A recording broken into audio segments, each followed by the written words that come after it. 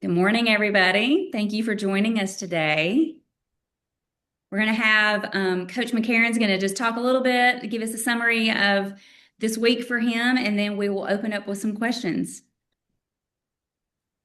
Morning. Finally caught up on some sleep a little bit. Got home early yesterday and about 10:30 and went straight to bed till about 7:30 at night. And then woke up and got right back to work. But listen, I thought we had an unbelievable draft. I was super proud of my staff and the amount of hours we put in for the past 3.5 weeks and having late staff meetings and going through this long list of players that we were given and kind of breaking everybody down, watching every bit of film. If we couldn't find film, contacting coaches, agents to find film on them, to find correct numbers. Y'all would be surprised. That's a mystery in itself to find a correct number for an agent and a player. And so, I mean, we've pretty much got commitment, I would say, by at least probably 98 to maybe 99% of our team and our guys we drafted. So, it's been an awesome, super proud of the work that everybody put into this, and now we got to keep adding to it, which we've been busy doing that since the draft ended, and you know, get those guys cleared on January 20th and add some more pieces to this team. Okay, we will open up with questions. AJ, what has this process been like for you as a new head coach? Are there any surprises, any challenges, just, being a new head coach and trying to put this thing together from kind of the ground up? Oh, I mean, it's been awesome. I've loved every minute of it. This is why, I mean, football is what I love. I enjoy literally watching film, getting to know players, what they're really good at, what they're not, how can I help. And then this draft process has been fun. I love the fact that we get to watch film and then it's a little bit of a game within the draft itself, and you know, maybe leaking some different information and saying you're high on one person just so another team maybe jumps on them, thinking you're going to take them. So it's been an awesome experience and something I've really enjoyed. But challenges, listen, it's part of this league. The things change each and every day. You know, with Rapoli and Dykeman and RB and Wells, like they're all trying to figure out the best way possible to do things, but you got to be able to adapt as coaches. And one day it might be one thing, the next day it's another thing. So that's a challenge, but it's also something that excites me because I like challenges. James, you want to ask your question? Yeah, hey Jay, appreciate you taking the time with us today. Congrats on this gig. You loaded up on wide receivers in this draft, some of the best that we've seen in the UFL, and then some former NFL talent as well, guys that have a legit resume there. You know how important it is to have a good wide receiver room. How do you feel where you're at right now with your wideouts? Yeah, I love every pick we made on offense. I mean, especially the receiver room. I think when you go through that list of guys we were able to retain and Deion Kane, Marlon Williams, then you add Daywood Davis, Marcus Sims, Samson Nakua. Mario signed with the Rams, but then you got Justin Ross, Chenault Jr. You have so many weapons, and on the 20th, we'll have two more surprises to add to that room as well. So as long as they get cleared, I think it'll be just as big of news as our draft was, if not bigger. So I'm excited about that. Um, but yeah, we have a ton of weapons, and now got to keep adding to that room, and then keep building as a team. Anything we can find. I have so many former players or guys that are playing that I've either played with or been friends with, and they want to come play. So it's been pretty cool. But I'm happy with all of our draft picks. I think it's like I said, it was an outstanding draft for us. We won the first part. You try to win the draft and get your fans excited, and I feel like we've done that. And then now we got to come together as a team and get ready to go. Steve? AJ, as during this process, you talked about having guys that you know and played against that want to come play. Was there during the draft? Was there guys that you had played against at one time, maybe that you thought at the time, like, man, if I would like to play with this guy or playing this guy or have this guy on my team? Was that part of sort of the evaluation on some of these guys? Well, yeah. I mean, I think when a guy, for instance, like Justin Ross, I mean, it's a guy that gave Alabama fans nightmares. Um, and I think, him, the injuries he dealt with in Kansas City, and but being healthy now. And it was like, heck, if we have an opportunity to go get him, and we literally had Justin number one on our board, and then we had Laviska Chenault Jr. at number two, and we were able to get both. And I'd say the other one was, it's a little um, cat and mouse of this draft, but Anthony McFarland Jr. was another one. Nobody else could get in touch with him in the draft. He picked the phone up for us and early in it, and we said, "Hey, we're going to take you early." We knew where we were picking in the draft. We said, "If you don't answer the phone leading up to this thing, guess what? Nobody else is going to take you. They don't know if you're going to play. They don't." So that's what happened, and we were able to get him. Oscar? Thank you very much. Oscar, My amigo, how are you, AJ? I'm good. Everything fine. Thank you so much. A couple of questions. The first one, to all the Mexican fan base of the UFL, how would you describe your philosophy as a coach? Yeah, hard nose.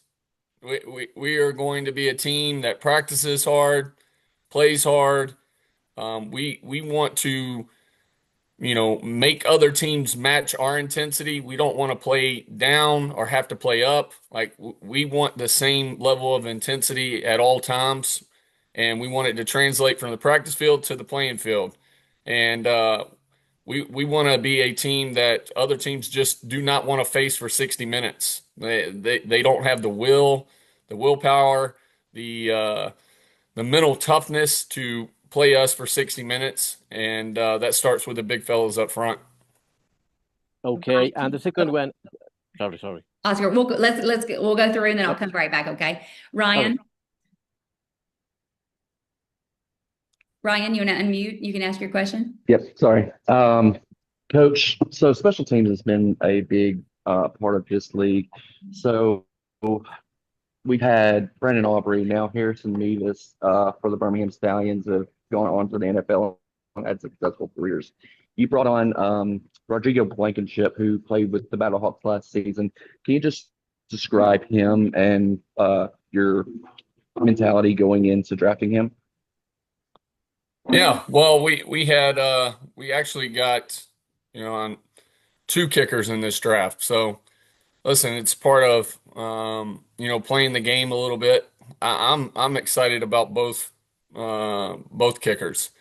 If we have to bring both in and create um, a competition between those two, it is what it is. But Rodrigo has been a great kicker in this league. He's kicked great in college. He has a huge following, but I'm excited about all the specialists that we drafted. To be honest with you, and we'll sign a long snapper in free agency as well, and we'll we'll see where our roster's at probably in a couple weeks, and kind of go from there.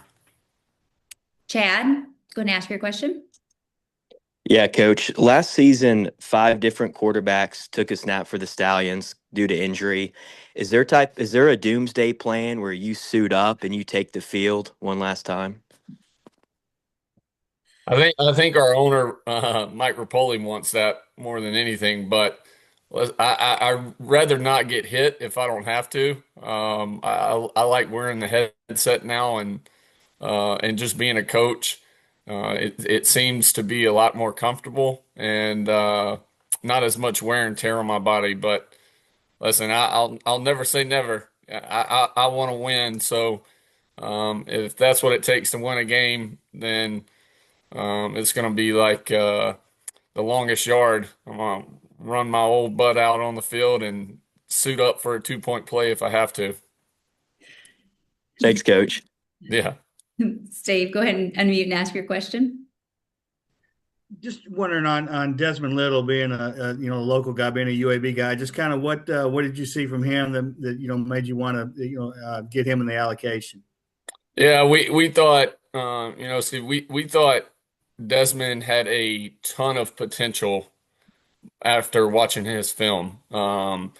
It's always hard to tell because it's just being honest, like you're playing at UAB, the competition's not as tough at all times as compared to SEC or Big Ten, but we see the potential in him to be a dominant DN in this league and to have an opportunity. He's just young and kind of raw at that spot. I think our defensive coaches feel great about him. It was somebody that from a potential standpoint, hey, we can make this dude a serious DN in this league, and cause havoc with him. So it was awesome to also keep, a local guy, a guy that has a history of playing in that stadium. And when we did a lot of research with the coaching staff at UAB and making a ton of calls and asking about character and everything else. So we're excited to have him. Oscar, you want to go ahead and ask your second question? Thank you very much. AJ, what means to you this opportunity? You are a Bama guy, no? The water have something special in that place in the United States, no? The football is a kind of a religion. What means to you this opportunity? Yeah, listen, I don't take this lightly at all. There's always doubters. Doubters I've always had them. They always fuel my fire. But I think if anything, how serious we took this draft proves how serious I am and my staff is about this opportunity. It's not something we take lightly. It's not a vacation for us. I've always played with a chip on my shoulder. I've always carried a lot of pride in being from Alabama. I want people to be proud of the University of Alabama. I want people to be proud of the Stallions. Like I take a lot of pride in whatever I choose to do. So this is something I'm looking forward to. I'm going to give every fiber in my body to, and I want to build a winner here, and I want to keep it that way for a long time, and just enjoy the process in every step of the way as well. Thank you. James, with your question. Yeah, AJ, to follow up on what Chad mentioned, obviously you want to keep a quarterback healthy. Birmingham last year went through a lot of them. Part of keeping him healthy is having a good offensive line. You got to reunite with Steven Gonzalez, one of the top guards, if not the top guard in the UFL, and of course brought in quite a few free agents. Noah Johnson at center, really good with the Michigan Panthers, and a plethora of free agents. Can you talk a little bit about the O-line, how you feel about it right now, and maybe some of the guys that we should be looking for in camp to stand out? Yeah. Listen, we feel great. I mean, our biggest thing was establishing a front five right off the bat, whether that was on defense or offense, which is why from a regional deal. We went with two defensive front five guys or front seven guys, and then one offensive lineman.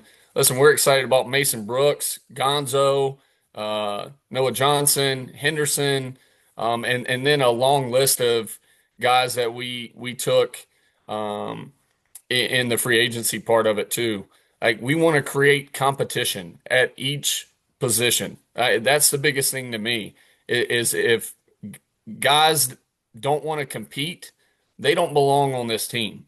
It's something that is instilled in you early at Alabama, playing under Coach Saban, right? Like you knew before they were going to sign five stars and top guys in your class. You knew while you were there, they were going to try to bring in guys that could replace you. Like you had to be on your P's and Q's each and every day. It made you the best player possible because you knew at any time if you slipped up, there goes your job, and it's extremely hard to get back. So that's what we want. We want to create that culture of there's no complacency. There's nobody taking a deep breath and feeling like, oh, I've made it, or I can relax and my job's just secure. No, you have to come out each and every day ready to go. And every day is a job interview. And so if you can create that and that type of culture, you get the guys that want to be there, that play football for the right reasons, that understand their why. That's my biggest thing I talk about with guys is what is your why? Whether it's money, whether it's family, whether it's you want to get, your wife and kids out of a certain situation, you have to be bought in completely to your why and what pushes you and wakes you up each and every day. And the competitors will show up and compete, and they won't be afraid and scared of competition. And that's the guys we're looking for. Speaking of competition, I have to ask, are you looking forward to your first competition against Anthony Beck in the Storm? Oh yeah. You know, we've already had some good talks. I can't wait to for the media during that week. It's going to be Oh fun, yeah. and maybe we'll see each other twice during the season. We'll see how the schedule plays out, but yeah, listen, AB is a great coach. He's going to a new environment, and he's going to do a great job of building that atmosphere down in Orlando, and it's definitely something that I'll be looking forward to. Thanks, AJ. Yep, appreciate it, James.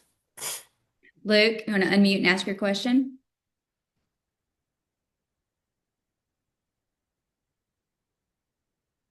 Maybe that was it. Well, we thank you all so much. Oh, sorry, Heather. I That's didn't okay. realize, I thought I clicked on mute, but I guess I failed to. Sorry about that. That's okay. Hey, AJ, good to see you this morning. Thanks for taking the time to do this. So just real quick, I was going to ask, obviously your coaching staff that you've assembled, has not entirely been made public yet, but one guy who has been out there hitting the ground running is Cody Latimer. I was wondering if you could just talk a little bit about your relationship with him and kind of, what went into bringing him on to help you and your first kind of staff as a head coach. Yeah, and I can announce who my D coordinator is because they started in January 1 as well. So OC's Tyler Siskey, go way back. He's an absolute genius when it comes to building rosters. He did it for Coach Saban, did it at Ole Miss. He has a track record of just being great.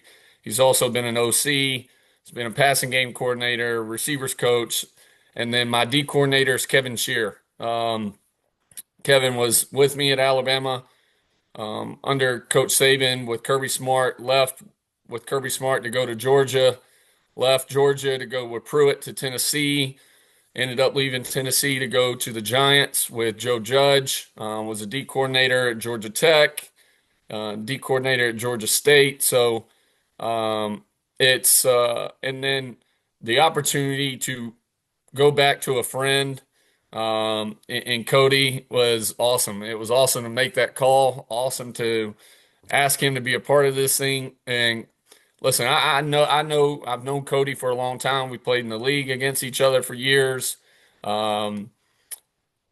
Watching his process, how he carries himself as a man, the work ethic he has each and every day, it's unmatched. And he has been unbelievable for us watching these receivers, breaking these receivers down, talking with, I mean, the communication with myself and Siski on who he likes, who he doesn't like, has been literally unmatched, and I'm excited for him. He's going to have a chance to truly coach his room, have his handprint on this whole deal, and I can't wait to keep building this thing with Cody. He's going to be a special coach. Thank you. Thank Yep. you all so much. So I will give you a heads up. So next week we'll have schedule release. Exciting. You all, that if you're on this call, you all get that email from me. And then also AJ will be actually in town next Saturday. We're having our fan event. You will also get information on that. So we hope to see you there. We are going to have media availability in person with Coach McCarron, as well as a few of our players that will be in town with us. So you'll see that coming up next. Probably get that sent out by like Monday or Tuesday. So thank you so much for being a part of this, and we will see you next week. Thanks, Coach. Thank you. Appreciate it. Thank y'all. Thanks, AJ. Thanks, Heather.